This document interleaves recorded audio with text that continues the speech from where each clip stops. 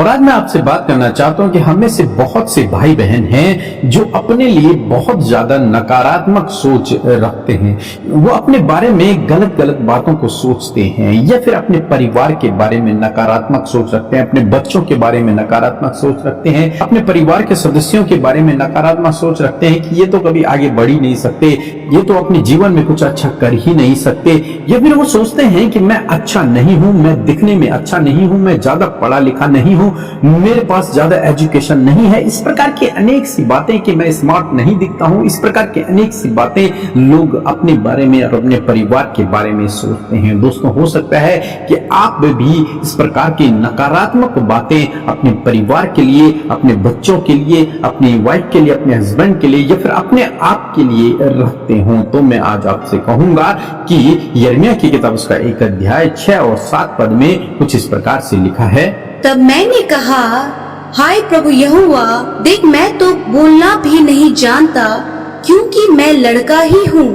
परंतु यहोवा ने मुझसे कहा, मत कह कि मैं लड़का हूँ, क्योंकि जिस किसी के पास मैं तुझे भेजूंगा वहाँ तू जाएगा, और जो कुछ मैं तुझे आज्ञा दूं वही तू कहेगा। आमीन। दोस्तों, यहाँ पर कुछ इस प्रकार से हुआ, जब परमेश्वर ने यिर्मयाह को अपनी सेवा के लिए बुलाया तो यिर्मयाह से कहा कि तेरी माता के गर्भ में रचने से पहले मैंने तुझ पर चित्त लगाया और तुझे चुना है बहुत सी जातियों के भविष्यवक्ता होने के लिए। और जब यिर्मयाह ने इस बात को सुना तो यिर्मयाह ने परमेश्वर से कहा कि हे प्रभु, मुझे तो अभी बोलना भी नहीं आता, मैं तो लड़का ही हूँ। परंतु परमेश्वर ने उससे कहा कि मत कह मैं लड़का हूँ, मत कह कि मैं छोटा हूं, मत कह कि मैं अयोग्य हूं, मत कह कि मैं अभी उस काबिल नहीं हूं, मत कह कि मैं वो काम नहीं कर सकता। इस प्रकार की बातों को तो अपने मुंह से मत निकाल, बल्कि मेरे वचन पर भरोसा रख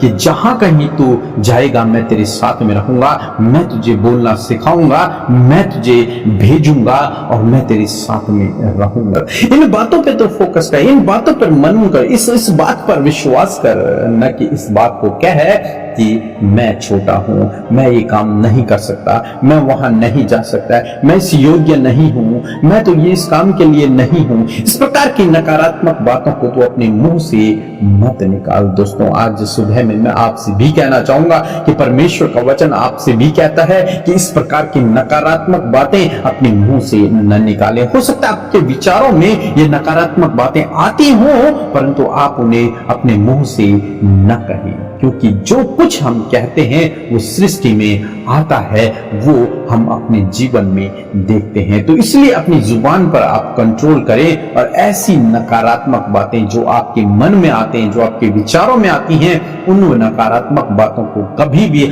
अपने परिवार के लिए, अपने लिए या फिर किसी के लिए भी कभी भी मत कहें, बल्कि हमेशा पॉजिटिव बातों को कहें, अच्छी बातों को कहें, सकारात्मक बातों को कहें, परमेश्वर के वचन को कहें।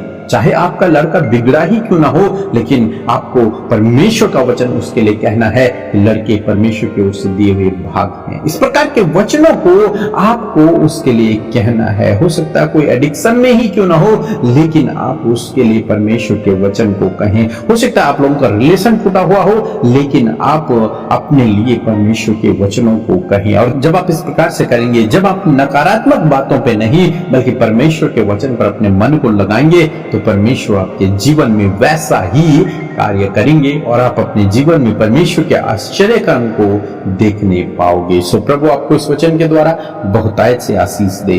आमीन। आप सबों को बहुतायत से आशीष मिले।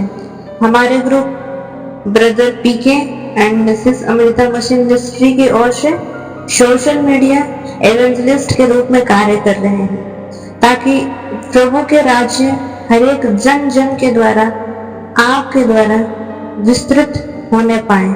सो आइए हम सब मिलकर सब्सक्राइब, लाइक एंड शेयर करते हैं। मिलते हैं अगली वीडियो में।